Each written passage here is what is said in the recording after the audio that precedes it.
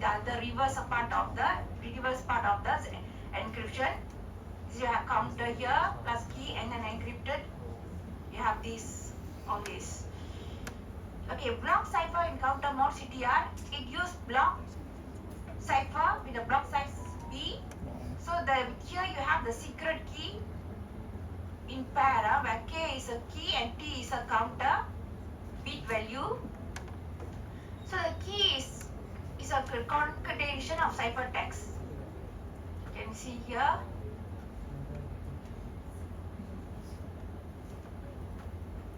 And can be used as a shorter counter concatenated with a random value. So you have the synchronous stream cipher. So advantages of CTR is the hardware efficiency. So you have encryption and decryption is done in simultaneous way on the multiple blocks of plain text or ciphertext, and the throughput is just limited with the parallelism that is supported. And as for software efficiency, as the chances of simultaneous execution, you have processors that can support parallel features that could be utilized. And for pre-processing, as for the pre-processing, the execution of the underlying encryption algorithm does not really depend on the input of the plain text or ciphertext. So therefore, when the plain text or ciphertext input is presented, we have the only computation is a series of ZORs, and then you enhance the throughput. As for the random access, any block of the plain text or ciphertext can be processed in the random access fashion. As for the probable security, it can be clearly shown that CTR is minimally secure as other modes. Okay, and then as for simplicity, it needs only the implementation of the encryption algorithm and not the decryption algorithm. So the location of symmetric encryption devices. So the most powerful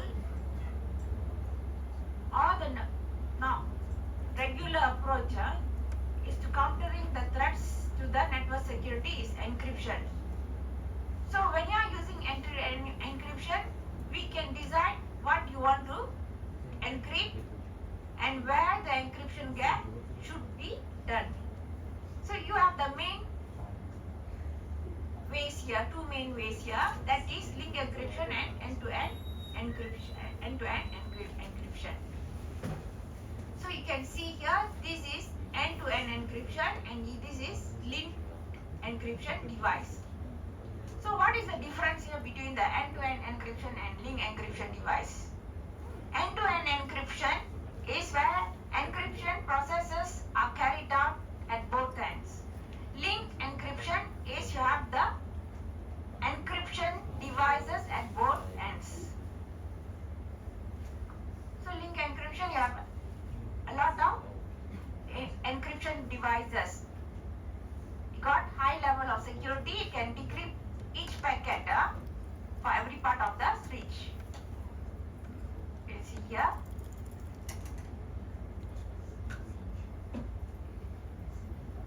End-to-end is the main source of the encrypt, and the receiver can decrypt and the data is encrypted, but the header is not encrypted. This is end-to-end. So the security is higher, so both link and end-to-end encryption are needed for high security.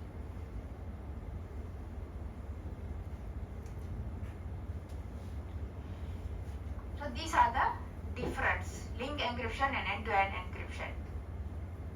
So for link encryption, it encrypts all the data along the communication path. Not only the user information is encrypted, but also the header, trailer, addresses, routing data are also all encrypted. But then when it comes to end-to-end encryption, the header address, routing, trailer information are not encrypted.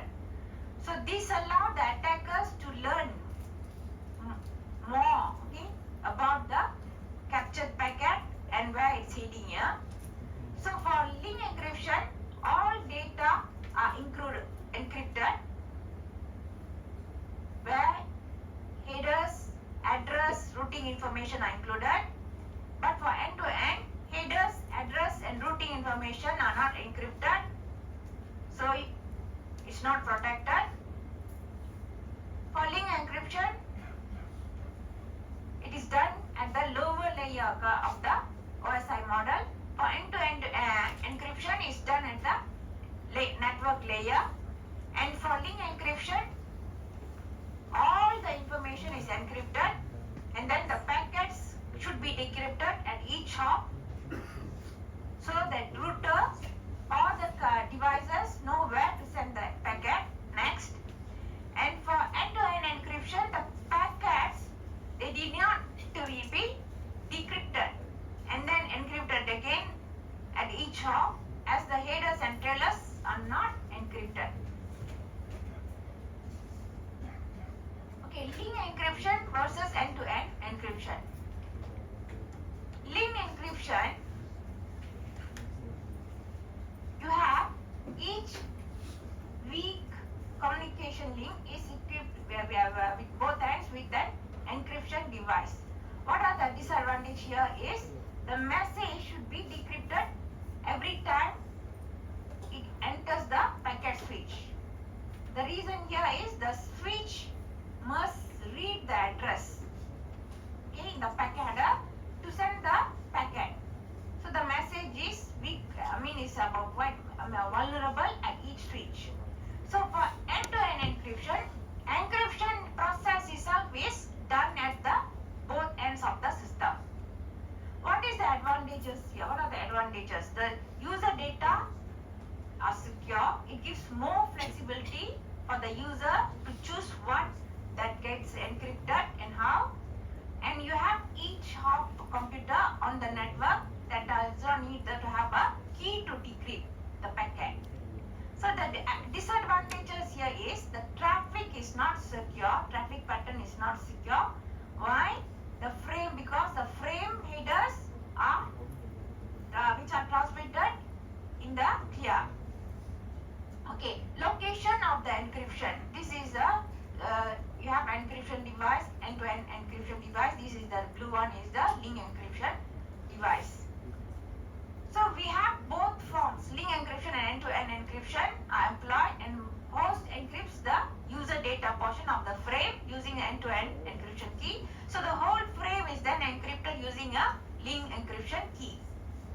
So when the frame actually travels the network, what the each switch does is decrypts the frame using the link encryption key, okay, to read, so that they can read the header, then encrypts the whole frame again, sending out to the to send it out to the next link.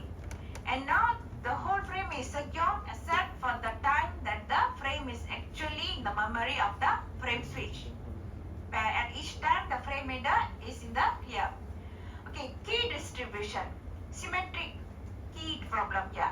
How do two entities establish shared key over a network? What is the solution for this?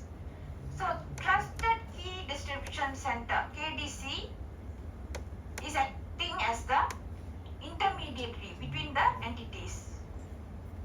So when you want to distribute them, when you have two entities, how they establish shared key, this one is they have the KDC. So what the KDC does here is deliver the key to the two parties that wish to change data without having others to see the key. So look at key distribution. Like you have Alice and Bob, they want to share a symmetric key. So what the KDC does is server shares the different secret key with each register user. Okay, that means many users, so that the Alice and Bob know own symmetric keys here for communicating with KDC. So what is here? You have a KDC here. How does KDC allow Bob and Alice to determine the shared secret communicate with each other. So Alice know R1. This is how it works. And then look at this. Bob know R1 to communicate with Alice. KDC generates R1.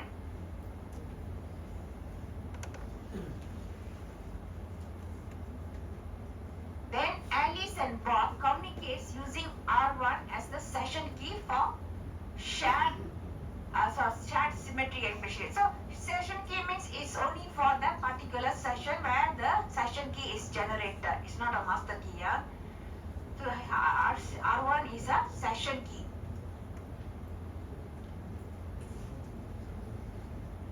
So this is how a tickets look like. This is the key which is issued by KDC, and then you have here R1, and then this is a key shared between B and KDC, and here you can see this.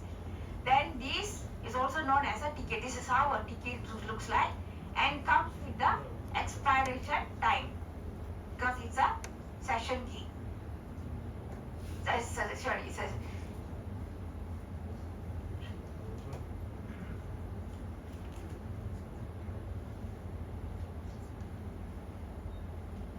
So this is the summary.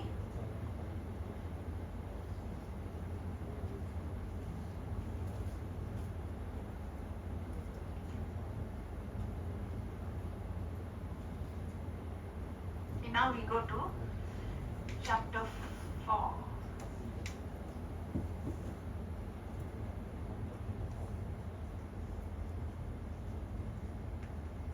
Okay, you have elementary cryptography, symmetry.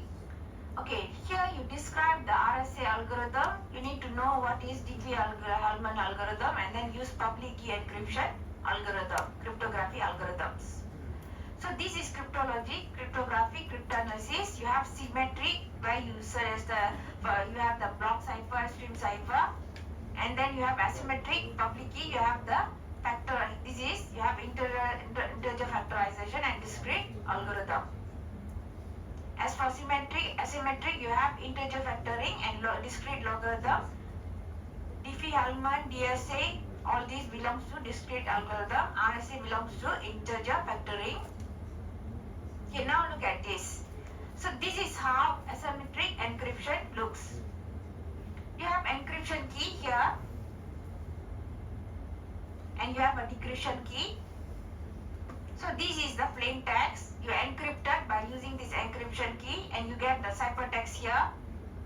And then you decrypt by using the decryption key to get the original plain text back. So asymmetric encryption algorithm are normally known as public key algorithm. So you have a very long key that is 512 to till 4096 bits. So in asymmetric encryption, the difference here is the sender and receiver, they don't share the same key. That means they don't share a secret key. They got two keys, that is public key and private key. So algorithms are slow. Why? Because they are based on a difficult computational algorithms. So there are a lot of things to be processed, so it could be really slow. So examples of asymmetric encryption algorithm are RSA, Al-Jamal, elliptic curves, and Diffie-Hellman. Okay, now look at asymmetric encryption or public key cryptography. So public key cryptography was invented by these two people, Whitfield and Diffie-Hellman in 1975. So here it uses two keys instead of one. We use two keys. We use different keys to encrypt. So one key is they use one key to encrypt, the other key is used to decrypt. They use the other key to encrypt, so the remaining key will be decrypt. So it is used as a pair. Okay. So asymmetric encryption is normally known as public key cryptography, where you have the system, they uses a pair of keys. A private key is kept secret. That's why it's called private key.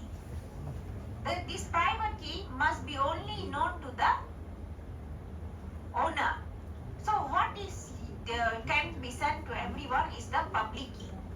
Public key, they name it public key because it is meant to be shared with everyone. Okay, that is why it is named public key.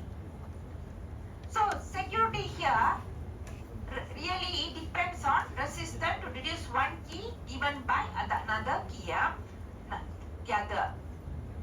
So as like both parties, they don't have the shared secret key, a very long key must be used to stop the attackers. So when these algorithms or resources are intensive, it could be slower to execute. So normally asymmetric algorithms are typically 100 to 1000 times slower than symmetric algorithms. Okay, look at this. Public key asymmetric cryptography involves the use of two keys here. Public key that can be sent to anyone, known by everyone, okay, can be used to encrypt the messages.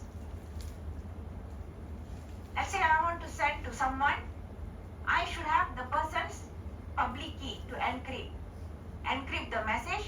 When he wants to decrypt, the person, when he is receiving the message and he wants to decrypt it, what he use his own private key. That is how it works. And is also used to verify signatures. So related the private key, that means they exist in pair. So when you use the public key and private key, it must be used in pair. You cannot mix it up with other pairs. It must belong to the same pair, private key and public key.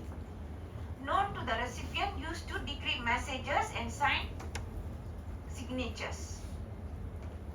It is infeasible to determine, to know private key from the public. It is asymmetric. Why it is called asymmetric? Because those who encrypt message or verify signature, they cannot decrypt the message or create signatures. So you have two keys that has consequence like key distribution, confidentiality and authentication.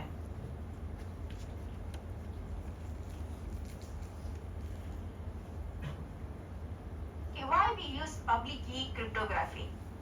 So it is created to handle these two issues. One is key distribution. How to have secure communications without having to trust a KDC with your key. So here then we have digital signatures. How you can verify a message come from the claimed so-and-so sender. So look at this, public key encryption to achieve confidentiality. So the scheme has, you have 6 ingredients here. Plain text.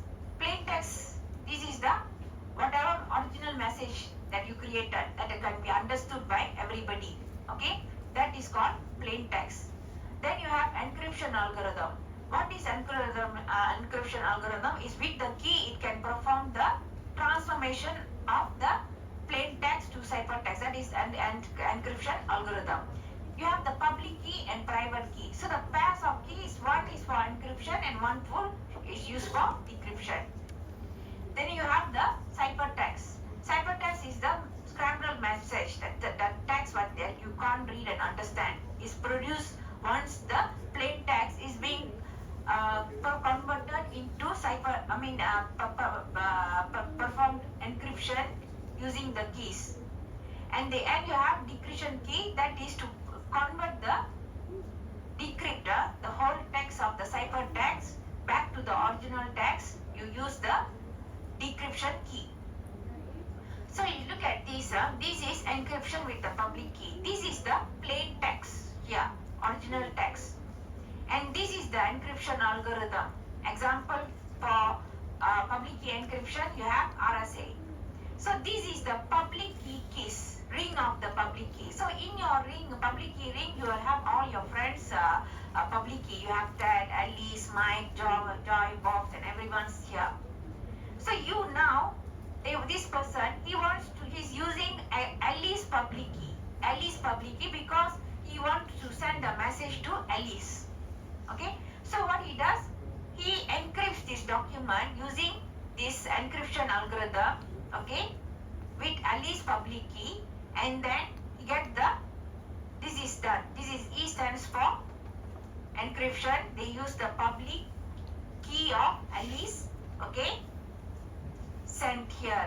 And when Alice receives it, what she does is she uses her private key, PRA, you can see PR, private key, to decrypt the ciphertext. So this is the decryption done, D. What is used is private key of Alice, okay, and to get the original text back. That is how this public key encryption works. So any of you want to be, this guy want to send out to Mike, what he uses, he will use Mike public key, and when Mike want to decrypt it back, he will use his own private key. So private key encryption, you have authentication. This is public key cryptography. Encryption with private key. Plain text input. Okay, this is Bob. They use encryption algorithm, RSA. Okay, he used private. This is, so Bob is using his own private key to encrypt the text. So when this person here, Alice get it, what she's going to use is, she got all of her friends' public key in the string here. Since Bob is the one who sent her the message, she will pick upon Bob's public key and decrypt it here, D, okay, public key of D, Bob, and to get the original text back. This is for the authentication.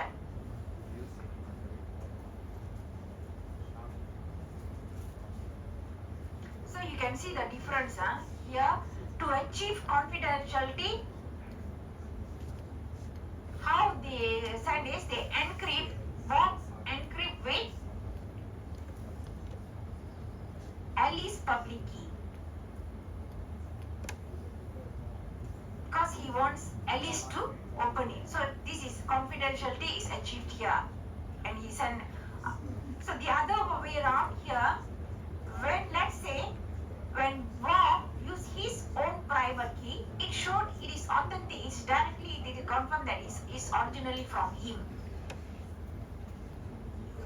Okay, that is for authentication.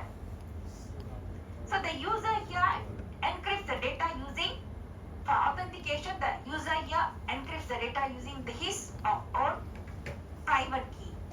So everyone knows the public key will be able, his public key will be able to decrypt the message. So here it does not support the confidentiality. Why? Because everyone got access to Bob's public key. So private key encryption is for authentication and public key encryption is to achieve confidentiality.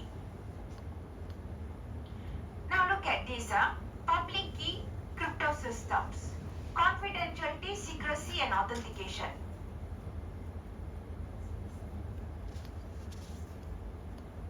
This is source A and this is destination B. So this is the message source.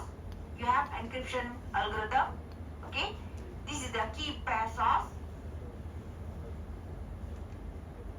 This is the private key.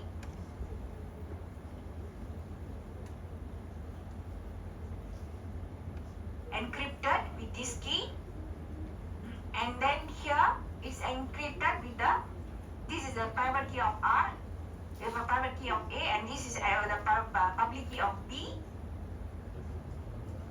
And then when it's decryption done at this end, how it's done is decrypted using the private key of B, okay, and then again here, and this is decrypted with the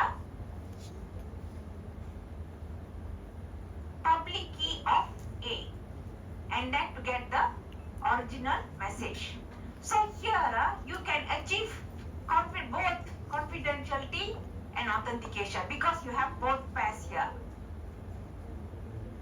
Like earlier you had only, here only one, right? One. This one is to achieve confidentiality and this is for authentication. Here you achieve both.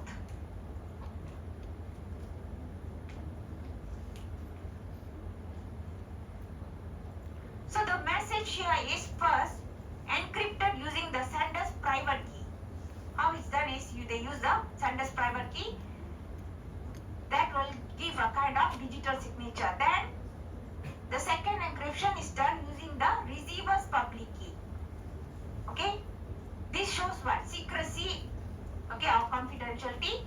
The disadvantage here is that this key means that the public key algorithm which is complex must be used 4 times.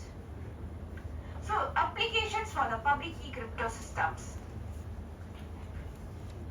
Public key systems are characterized when they use the cryptographic type of algorithm with 2 keys. One should be kept private and one should be done made available publicly. So owing to the application, the sender either they use the sender's private key or the receiver's public key, or both of them do some kind of some cryptographic function. So the use of public key crypto system can be divided into 3 types.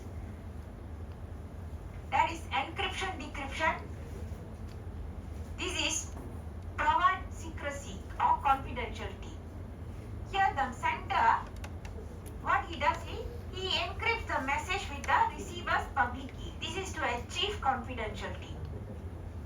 Then for digital signature, to get authentication, to show this is the right person, they are getting it from the right person, that is to achieve authentication. What the sender does is he signs the message with his private key. So to achieve confidentiality, the sender encrypts with the receiver's public key. To achieve authentication, the sender signs with his private key. Then you have key exchange. That is for of session keys. The 2 sides they cooperate to exchange a session key. So applications for public key crypto system, you have algorithm RSA, Diffie-Hellman and DSS and elliptic curve. Okay, RSA you have digital signature.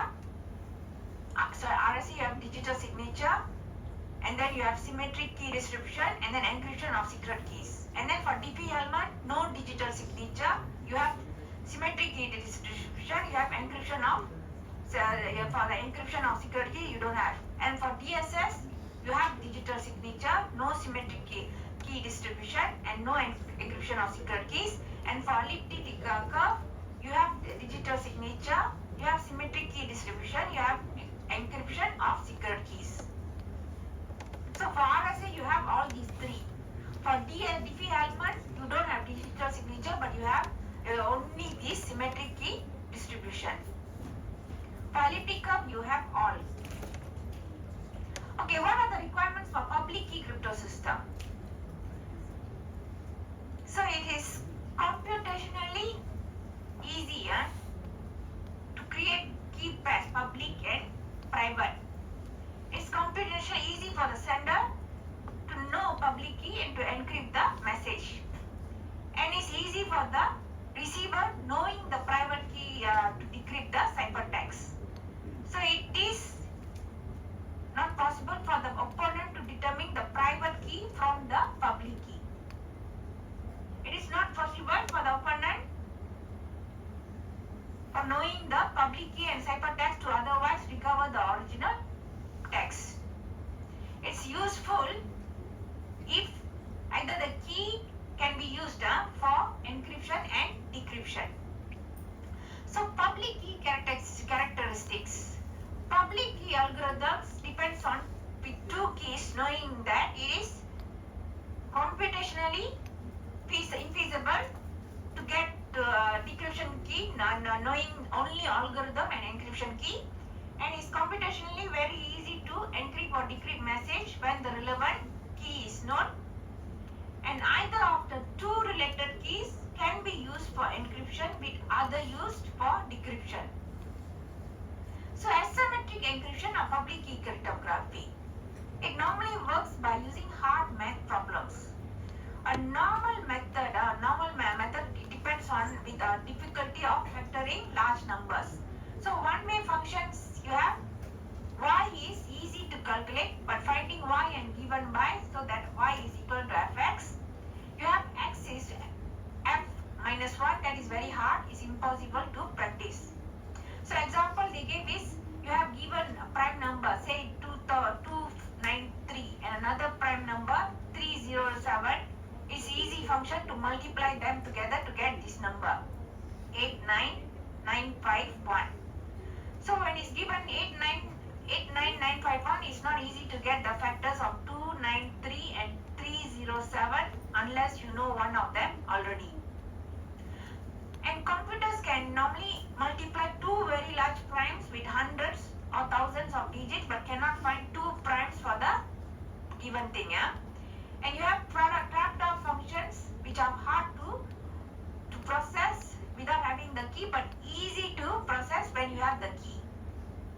So here they mention y is fx easy, but then x function of y is hard to calculate unless you know the parameter p. Asymmetric encryption of public key cryptography. The strength of the functions are very important. Why? Because attacker is likely to have access to the public key and it can test the known plain text and produce the ciphertext. So this makes the instant checking out. You have the guesses that are made about the keys of the algorithm. As for public key system, as they are because of their designer, also of the basis of their digital signature, cryptographic method is securely identifying people. You have RSA, Diffie-Hellman, elliptic key curve, ECC and Al-Jamal are all popular asymmetric protocols. So you know that DES, 3DS all was symmetric protocols. We look at all of them for the suitability for different functions. So asymmetric encryption algorithm.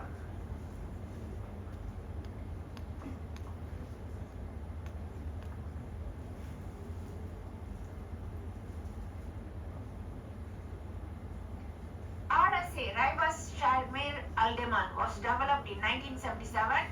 RSA is widely used public key encryption method. And we have block cipher where the plain text and ciphertext are integers between 0 and n to 1 and some n. Then you have Diffie-Hellman key exchange algorithm. What Diffie-Hellman key exchange algorithm allows? It makes two people to come with the shared secret key. Okay, that can be used as a secret key for subsequent symmetric encryption of the messages. That is Diffie-Hellman key exchange algorithm. But it's limited to the exchange of keys. Then you have digital signature standard. It gives only digital signature with function of SHA-1. This is for hashing.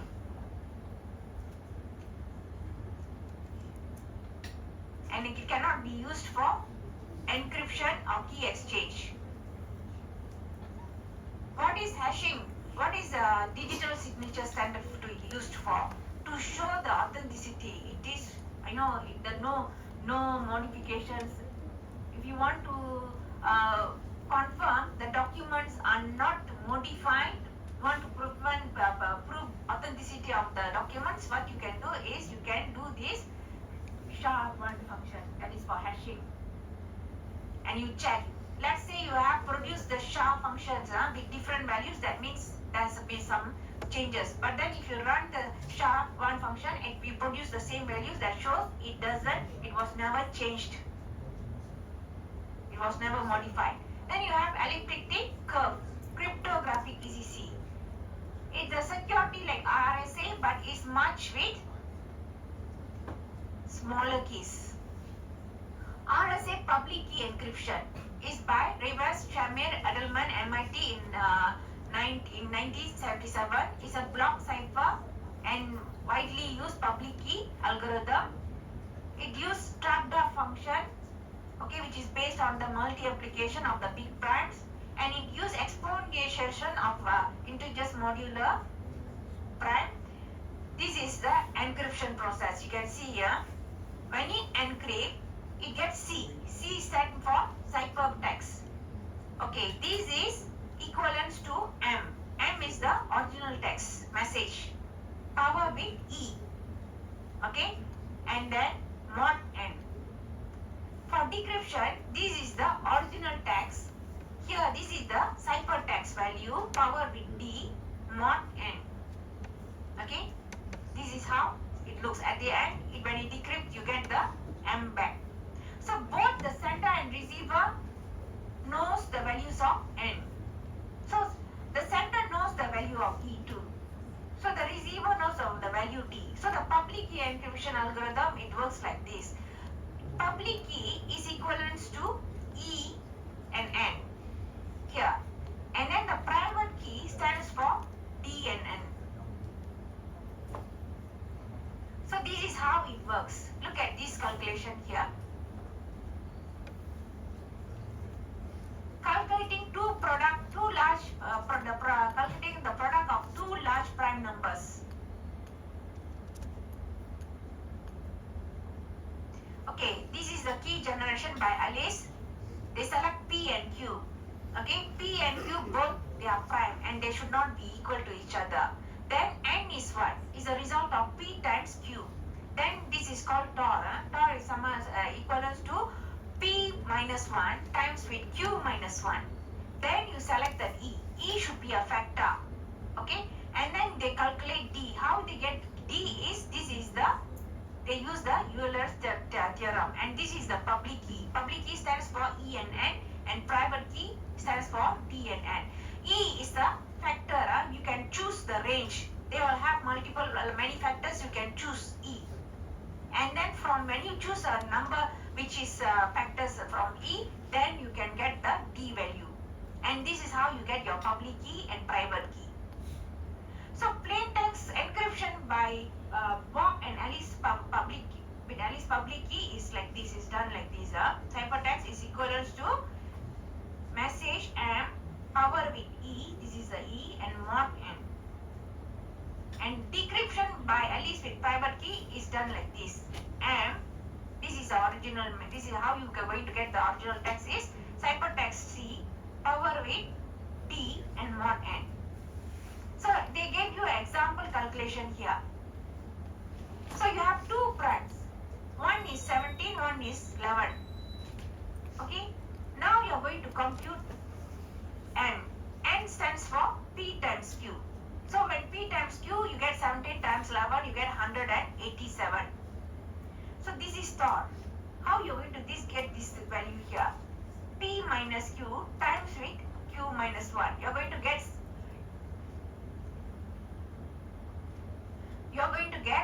16 times 10, 160. And then E. These are the factors of prime.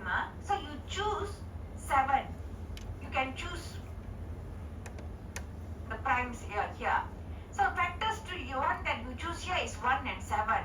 And you have the common divisor here is 1. So how you produce this D here? D and E is equal to 1 mod 160. So then from this calculation you can get D is equal to 23. And then you can get public key is equal to 7 and 187. And then private key you have 23 and 187. And this is the encryption done here. So if I want to show, I got another example here.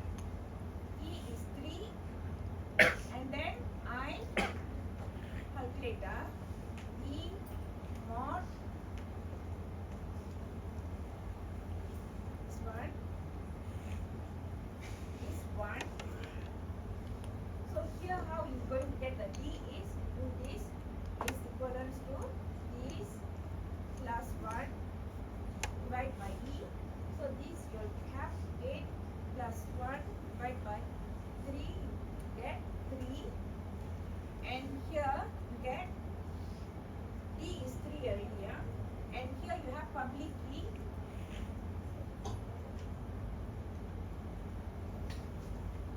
Public key is E and N. Okay, is equivalent to 3 and 15. Then private key is P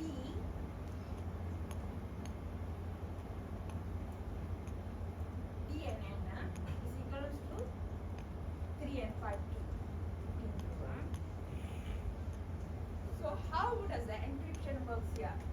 Encryption is, okay, M is, let's say for C encryption cipher is M power of E not N. Okay, so what you will get is 4 power of 3 mod 15 and you have 64 mod 15. The answer is 4. So how is decryption done? Decryption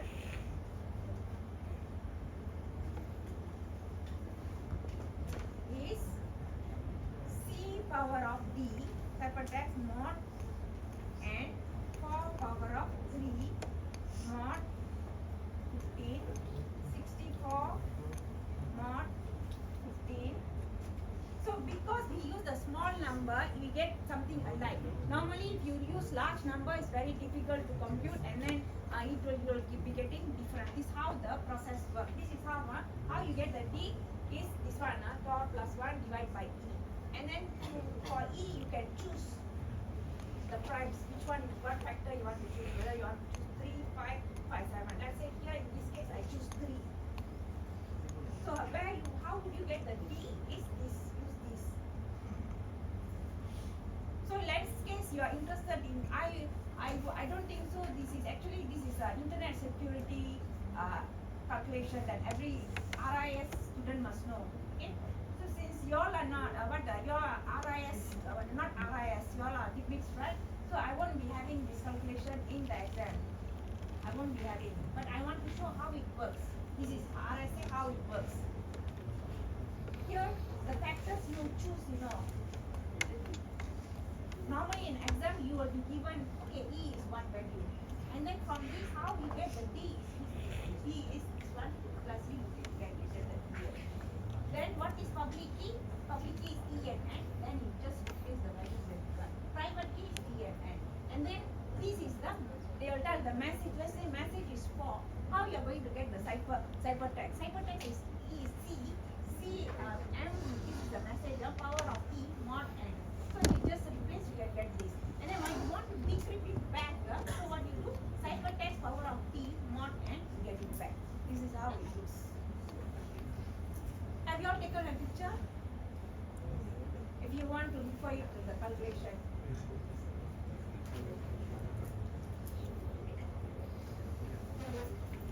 So this is the RSA example. The same thing here. Ciphertext and all. So RSA key generation, users of RSA must know two primes. They must choose 2 primes. The P and Q must be 2 prime numbers. You all know what prime numbers are, right? Select E or D and compute the other. So you are choosing the E. You are choosing. Normally, if they are RIS students, we give the E factor. What is E? E is given this, and then you perform the calculation. You find out the D from that. The primes P must not be easily derived from modulus. Must be sufficient large. Exponents are inverse algorithm to compute each other. Okay, security of RSA. You have brute force trying out all possible private keys. Then the defense is used to large key space. However, this slows the speed of execution. Then you have mathematical attacks. You have several approach, all equivalent in effort to factorize the product of 2 primes. Then you have timing attack. Depends on the running time of the decryption algorithm. It comes from unexpected direction and is a ciphertext only attack. And counter measures is you have constant exponential time, random delay, binding values. Then you have chooser ciphertext attacks exploit properties of the RSA algorithms. So this is the factors in factorization. decimal number of decimal digits, number approximate number bits, date achieved, empire MIPS here.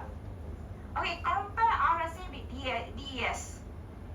So you have effectiveness, when you consider the effectiveness of RSA security and ability, the two key of the keys, why symmetric encryption, you need to have that symmetric encryption algorithm. The answer is speed. RSA in software can be power 100 times slower than DES, and in hardware it can even be much slower.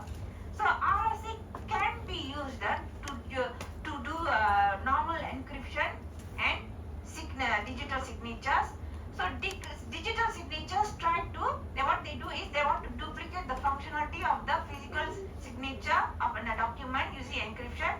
Normally RSA and other public key system, they is all used together with symmetric encryption, key symmetric cryptography, and you have for public key is a slower protocol that is used to change the symmetric key.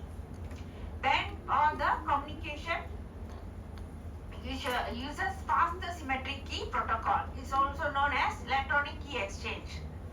As for the security of RSA is depends on the difficulty of factoring large numbers. So the main weakness is implementations of the protocols. So RSA is actually a patented algorithm.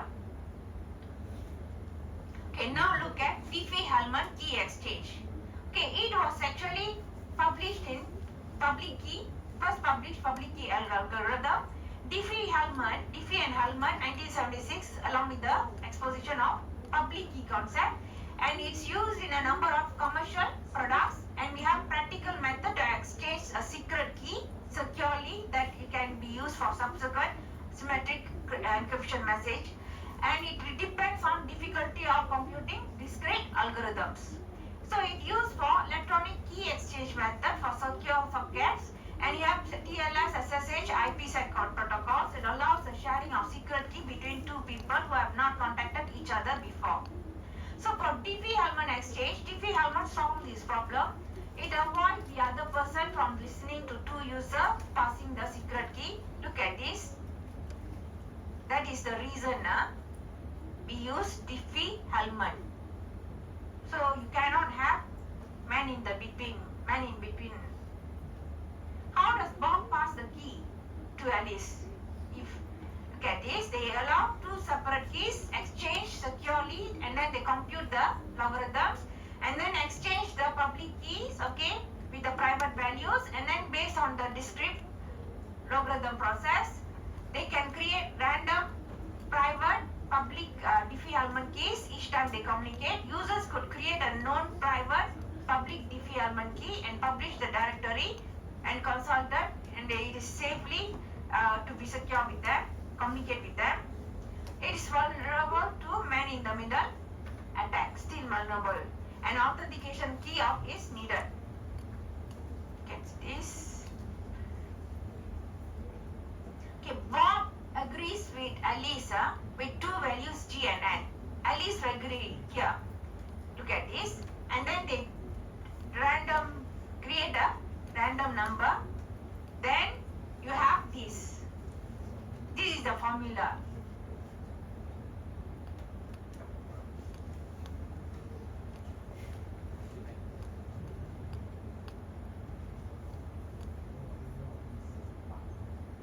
G power of x, G power of x mod n. Here B is G power of y mod n. So what is this? This is one is root prime. Okay, this is root prime. And these are the private keys. And then they exchange with Alice.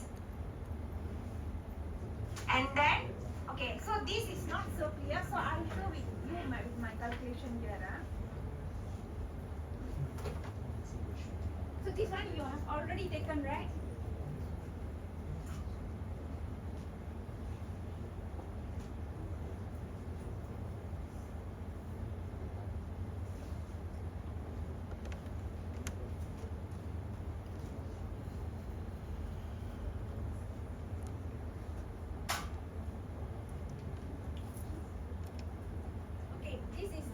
Hellman.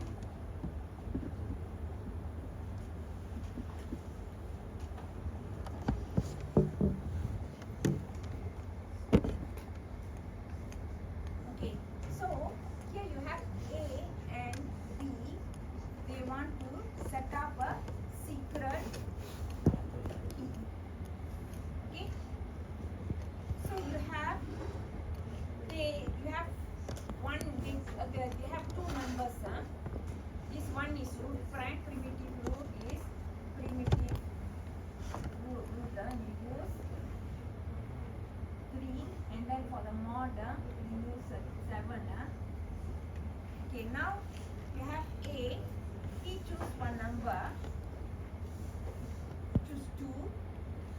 B choose 5.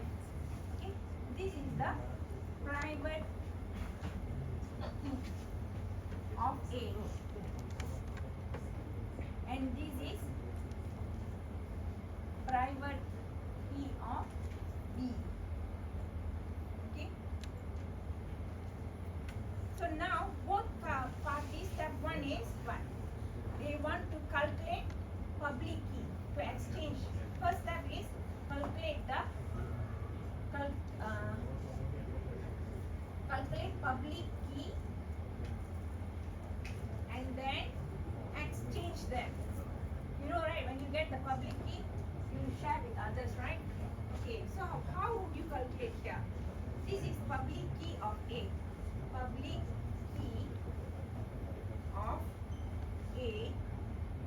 You have, what is this? 3 is what? Primitive root, right? 3 power of private key of A. Private key of A. Then mod 7. You have 3 power of 2 mod 7. So you come 2. Okay, this one, what is the public key of B? Key of B is 3 power of private key of B mod 7. So you have 3, 5 mod 7 is equivalent to 5. So what they do is 2 is public key of A and 5 is public key of B. Now they want to exchange. They already exchanged already. Okay, so this is for A and this is for B. Okay, so now what A does is he takes, you already got 5, right? A takes the public key of B. Then here this is private key of A. Okay, mod 7. Mod 7 is equivalent to 5 power of 2 mod 7. You get the form. And here, how does B calculate his, you know what he take is, he is going to take 2. 2 is the public key of A. 2 power of private key of B here. Private key of B mod 7. Have mod 7. So 2 power of 5 mod 7 is 4. So what is the common secret key here? So the common secret key is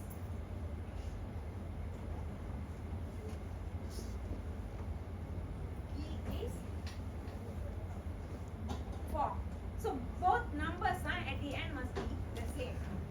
So they here TP-Hellman algorithm is meant to get the common shared number secret value. So what they do, here they have 2 primes here. One is used for primitive root and the other one for the other one. For the, these are the like the medium, you know, for the calculation, these 2. And then these A and 2, they agree upon their own private key. A choose 2, B choose 5.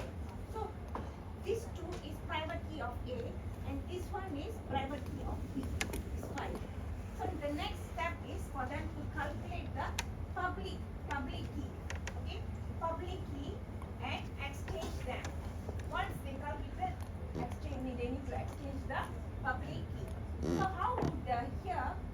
is going to calculate the public key. He takes this primitive root, power of private key of A, okay, and then mod 7. What he gets here is this, okay. Then how does P is going to calculate the public key of B? He gets the 3 here, put here. Power of private key of B, mod 7. 3 power of 5, mod 7. Already got 5. Then what they do is they exchange the public key. This, whatever public key they got, they exchange. So here you can see the A. He takes the 5. 5 is the public key of B. Power with his own private key. They can only use their own private key. When they use for other people's, they can only use other people's public key. Mod 7. 5 power of 2 mod 7 get 5. And the same thing here. This guy take the public key of the other person, that is 2 power of his own key, that is the private key of B, mod 7. Okay, mod 7. And here 2 power of 5 mod 7, you're going to get 4. So you get the same number, same value. This is what they meant by Diffie-Hellman exchange. So how would you get this mod? You can use the mod calculator. I already provide in your what? Google Classroom, how to use the mod calculator to get the value, and you're using this.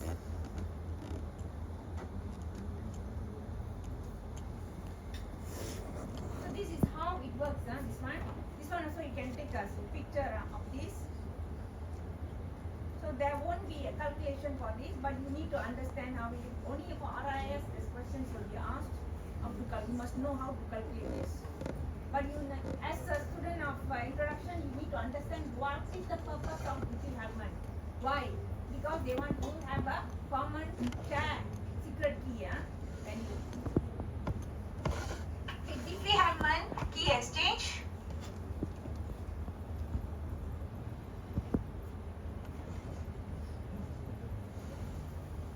This is the example they gave here.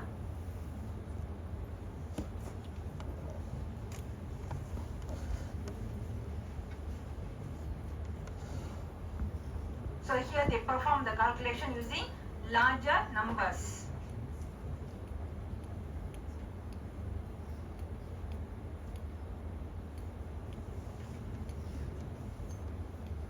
So these are the same thing already repeated. So they have primitive root. First is they share the prime and this. It's a primitive root of Q. Okay, look at this. Men in the middle attack. So you have Alice, you have Dart, you have private key, XA, private public key here. This is the value. Is sent here. Then this is the guy here. What he does? He develops this key here. Send back here, this one. So this is the secret key here.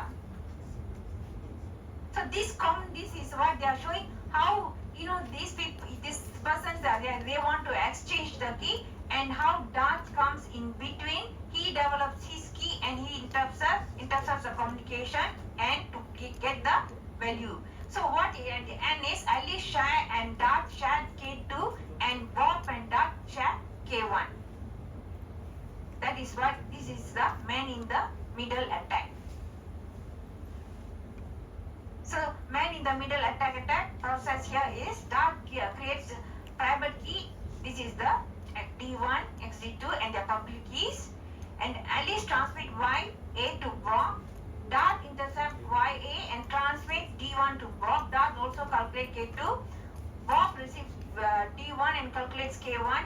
Bob transmit D1 and A to Alice, and Dart intercepts this at A and transmit YD2 to Alice, and Dart calculates K1 and Alice gets the YD2 and calculates the K2. Okay, so all the communications are compromised. digital signature. Okay, this is to use to authenticate. Authenticate means what? To show it comes from the original source, correct source. That is authenticating. Okay, and then data integrity. That means what? Nobody have modified the contents. That is data integrity.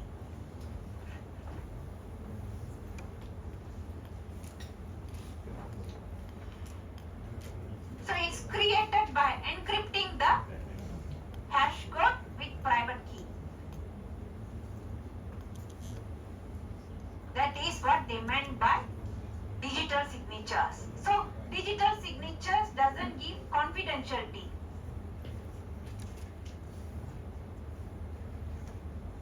Or even if it's the case of complete encryption and the message is actually safe from alteration but not eavesdropping.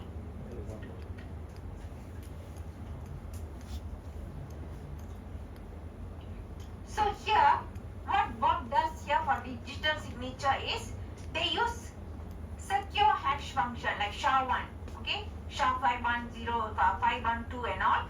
What they do is they run the hash function into the message to get the hash code. So once they get they encrypt the hash code with the private key to get the digital signature. That's how digital signatures are done. They use the hash function to get hash code of the message. They run the hash function on the message that they want to send. Then what they do is when they get the hash code after running the hash function on the text, what they do, they encrypt the hash code with their own private key. When they do that, that is how digital signature is done. So the digital signature, so what Bob is going to do is he is going to send the message with the signature attached. And when Alice gets the message plus the signature, what she does is she is going to calculate the hash value for the message. Then she decrypts the signature. Okay, they decrypt the signature using Bob public key, and then compare the calculated hash value and decrypted hash value to see if it's the same. If it is the same, it shows it is authentic. If it is different, then it shows it's not from the right source. That is what they meant by you need to match the hash value.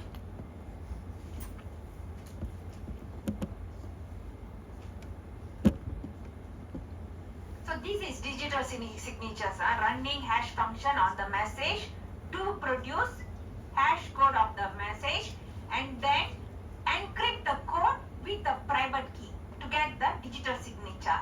Then they attach the signature with the message and send to the other person. When the other person who received the message, okay, with the signature, what they do is they will remove the signature, okay, and they calculate the hash value for the message is correct or not. Okay, they decrypt the signature. How they decrypt the signature is they use the person who sends, that is the Bob's public key, and then compare if the code match or not, the hash code. If the hash code match, then it shows it is authentic. If it doesn't match, then it's not authentic.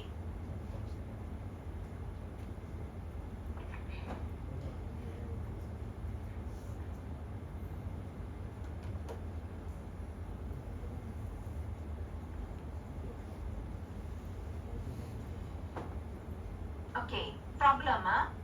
Anyone can forge a public announcement. Some user can act as Bob and send public key to another participant. Okay, this is the problem. Any user can pretend to be the other Bob until the time Bob discover the forgery and then alert their participants. The forger can read all the encrypted message intended for A and can use the forged key for authentication. So what is here? What is the solution here? They use public key certificate. Okay, what is public key certificate? The certificate got public key plus user ID of the key owner with the whole block signed by trusted third party. The certificate has some information about third party plus an indication of period of validity of the certificate. So the third party is certificate authority, CA, that is a trusted body, like government agency or financial institution. So a user can give his or her the public key to authority in a secure way to get the signed certificate. User can publish the certificate. So anyone want this user of the public key can get the certificate and verify it's a valid by means of attached trusted signature. So this is certificate authority. We have box public key, box identifying the information. You have private key here, CA. This is a public key is used for digital signature encrypt, and here you can get the certificate for Bob public key signed by CA. So why it should be signed by CA? Because to show it's a trusted body. CA is a trusted body. Certification authority binds public key to the particular entity here. So E, the person to register the public key with the CA. So E proves it's a proof of identity to CA. So and not anybody can be on the street can be the CA. It should be a recognized body. And CA creates certificate binding is to public key, and certificate containing is public key digitally signed by CA, and it is CA says that this is public key, and here you have this. Okay, digital this is description. You have CA's public key, and then into box public key. Okay, when Alice won Bob's public key, what she does is she gets Bob's certificate and then applies CA's public key to Bob's certificate to get the Bob's public key. So this is how public key certificate looks. Certificate use here. This is create signed digital certificate used to certificate to verify Bob's public key.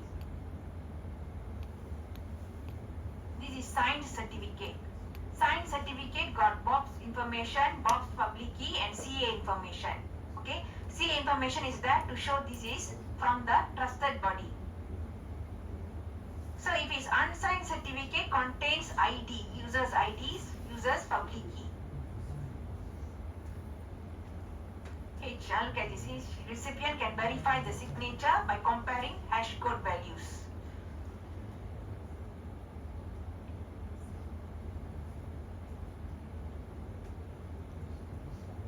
This whole thing, this is generate hash code of unsigned certificate, and then encrypt the hash code with CA's private key to form the signature. Okay, this comes the signed certificate. This whole thing is actually hashed, and it is a code is encrypted using the CA's private key.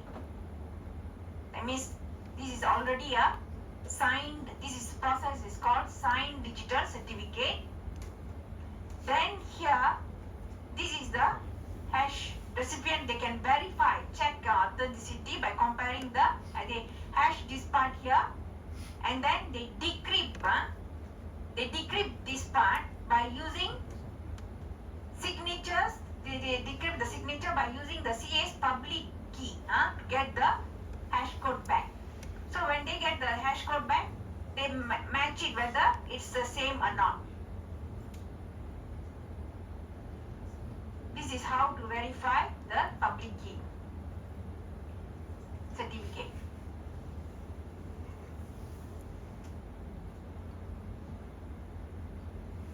First, the whole thing here is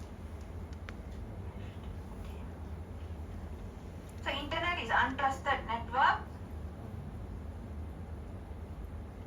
Public keys are meant for everyone to be shared with everyone.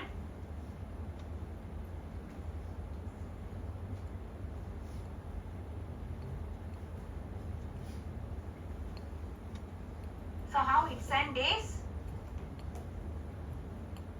public key, private key, public key, private key. When they send with public key, that is meant for to achieve confidentiality. When they send with private key, that is meant to achieve authenticity. So each person, they got their own public and private key.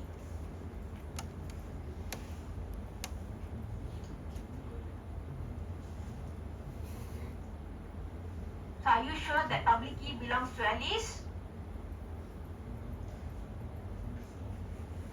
Alice ID, Alice public key encrypted with CS private key. So how you know it is very sure that it belongs to Alice, the key, the public key. You can see it is encrypted, you can see the CS things will be there, that is the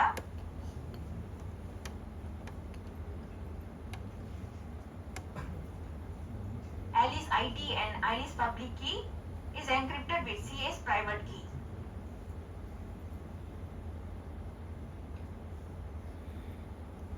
So that's how you know Alice public key is authentic or not.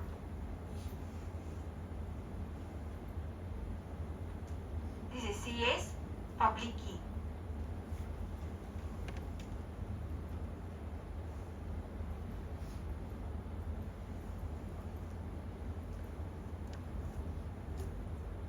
So you have plain text encrypted with Alice public key and then decrypted with, here Alice what she does is she decrypts with her own private key to get the original text back.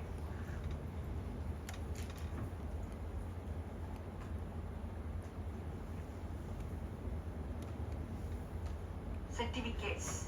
Where you can get this, go to content, internet options, content,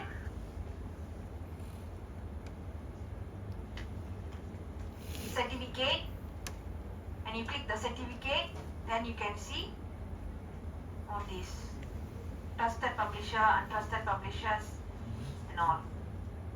You can get details here, more details about the key, valid to, the type, this is RSA public key. So normally RSA public, so RSA is the commonly used public key everywhere. So digital envelopes. What are digital envelopes? So this is another application where public key encryption is used to safeguard the symmetric key, where you can use to protect the message without having to arrange the sender and the receiver to have the same secret key. These are digital envelopes. It protects the message without having first to arrange the sender and the receiver to have the same secret key. So how they create the digital envelope? This is the digital envelope. You have random symmetric key, message, encrypted message. This is digital envelope. This is receiver public key. Okay. Encrypted with symmetric key. This is a creation of digital envelope. And digital envelope, here this is opening, how it's open is, you have the encrypted message here is decrypted. When it's decrypted within the random symmetric key, and here you have, and this part is decrypted using the receiver's private key.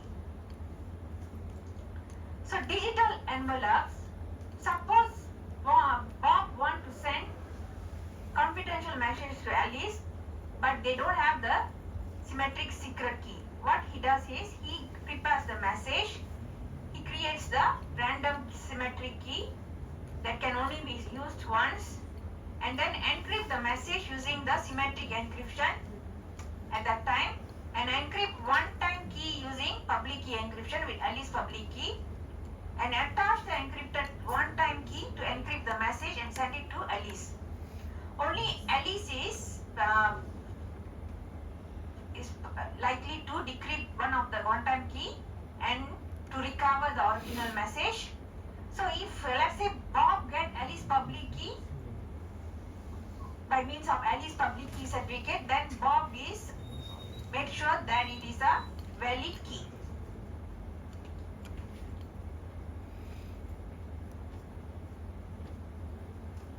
Another 30 minutes more. Okay, what is the here other public key and algorithms? You have digital signature, digital standard DSS, and elliptic cryptography ECC. digital signature DSS. FIPS 165. Make sure the SHA-1 and digital signature. I'll make use of this SHA-1 and DSA was done in actually created in 1991. Okay, and then it was modified in 1993.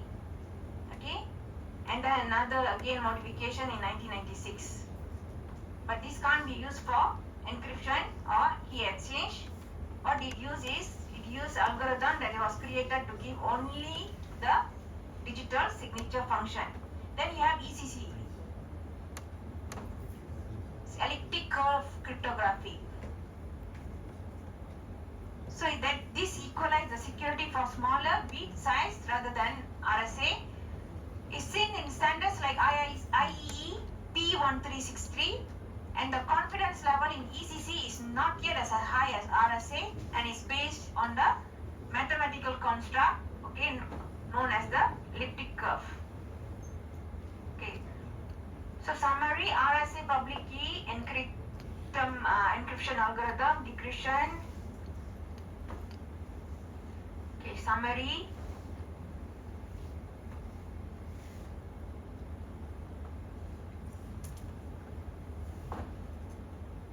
Okay, for cryptology in networking. So for authentication, integrity and data confidentiality are implemented in many ways using protocols and algorithms. How they achieve that? These are the common cryptographic hashes protocol or algorithms.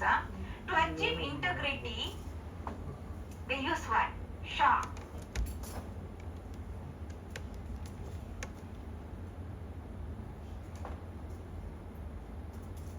This is for stronger and this is for weaker. And authentication, they use SHA-1 and all, and RSA and 2. And to achieve confidentiality, they use AES, 3DS or 3DS.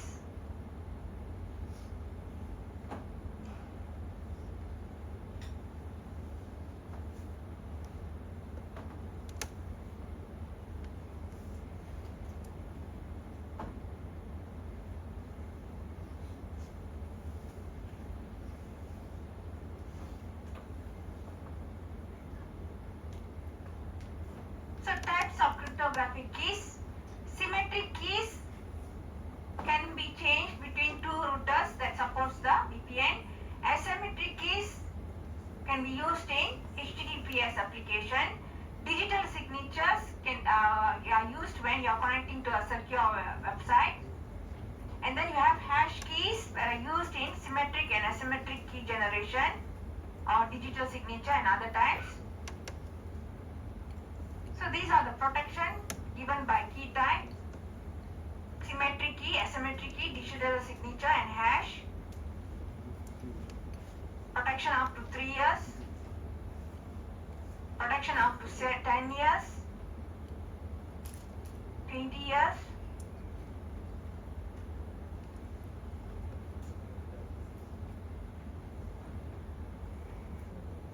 So these values more. Symmetric encryption, share,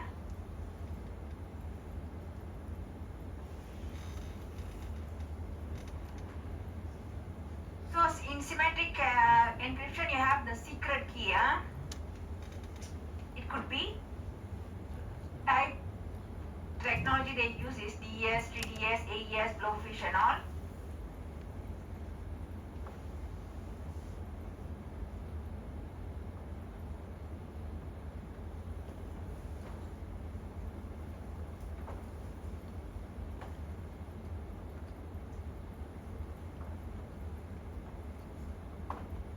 This is public key encryption. Send with people's public key, and then the person she opens with her own private key, the receiver.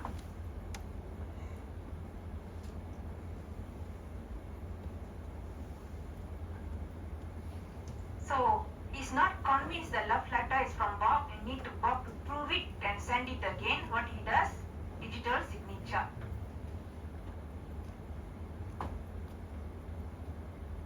Why digital signature? To show it is from that particular person.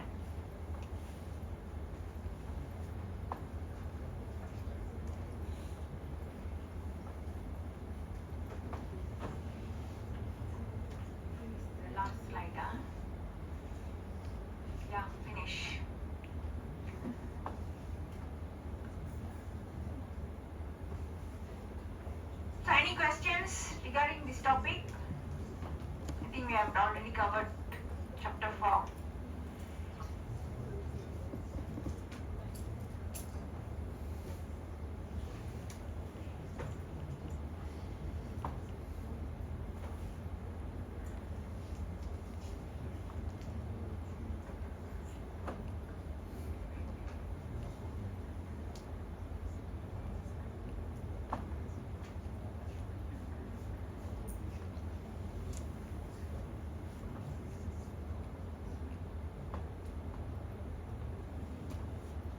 So today's attendance code is 874370.